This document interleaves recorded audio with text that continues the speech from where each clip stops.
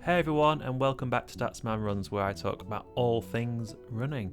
So, today is a video that I've wanted to do for a little while now, but I just have not had a chance to get around to it, so I'm really excited about this. So, I'm going to talk about parkwalk.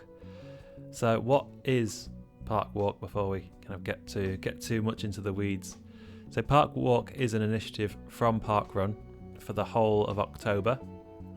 It is coinciding also with Parkrun's 18th birthday, and it really is there to encourage people's awareness that you can actually walk at Parkrun. And it's probably the number one thing that I am met with when I talk to people about Parkrun, which is I can't run. Like, why would I go to Parkrun? And for me, it is all about the community, and it is all about, getting out into a green space on a Saturday morning, starting off your weekend right. It's not all about a run and about a time. Of course, people can use parkrun for that, and that's how I started at parkrun. I started off as somebody who was new to running, and I wanted to see where I was, and I wanted to see an improvement, but it didn't take me long to understand that actually it wasn't about the run, it was about the social side. And I have felt like there's been less walkers at parkrun since COVID, and I think this campaign is a great way of encouraging people back to parkrun if they've stopped, or bringing new people to parkrun that wouldn't have been to parkrun before. There are some interesting statistics out there from other countries where walking is more part of the culture at parkrun. So South Africa is a great example, where I think 30% of all parkrun participants are walkers, and it's incredible. I guess from a UK perspective, when I would estimate probably 5%, if not less, of people in the UK walk parkrun. First thing I'd really want to talk about is the parkwalk volunteer role, and try and explain my interpretation of the parkwalk volunteer. What is the purpose of a tailwalker if we have a parkwalker, and vice versa? So for me, a tailwalker is a safety role. It is all about making sure that everybody is accounted for. I make sure that nobody finishes last at parkrun except the tailwalker, and also critically to be able to communicate then with the marshals to make sure that they are then able to stand down and that, again, nobody is left behind. A parkwalker, on the other hand, is not intended to be at the back of the field. A parkwalker is there to promote the inclusivity, to be a visible walker. And I think that's something that I think has been missing. The kind of walkers sometimes feel like they're a bit invisible at parkrun, or at least that's my perception. I feel like walkers are kind of not seen. Parkwalkers make it a lot more visible.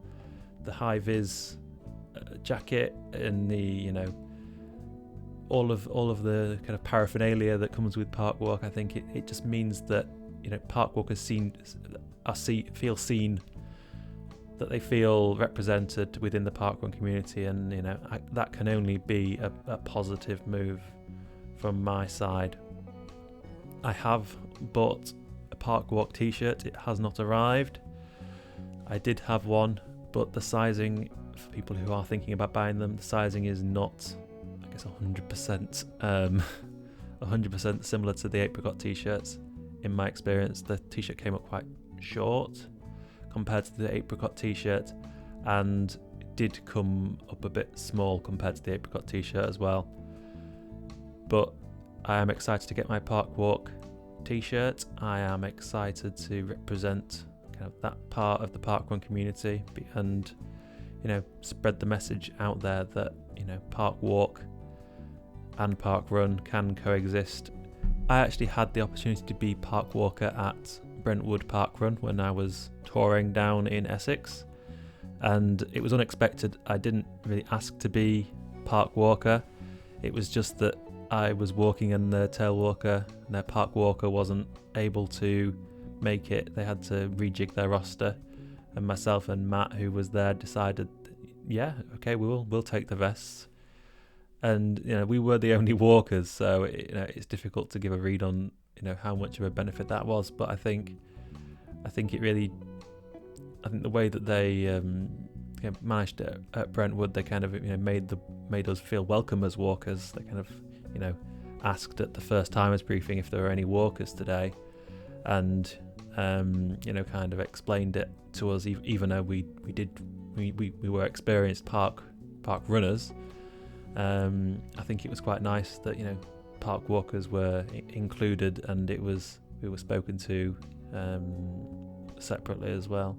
So I really would advise, if you're interested in trying to get out to active, trying to get out there, that you give Parkwalk a try. It is on for 3 more weeks, so three more opportunities for Parkwalk during the campaign.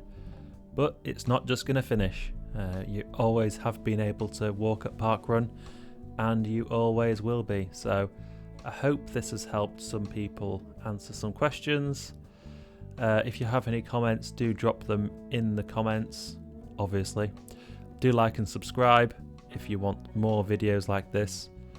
And yeah, see you at the next Parkrun adventure. I think this week I'm going to Pontefract, and I don't know if I'm going to walk or if I'm going to try and run, because I am trying to run a bit, but I have done 2 park walks in October. I feel like that's a good number, and I may well do some more later on.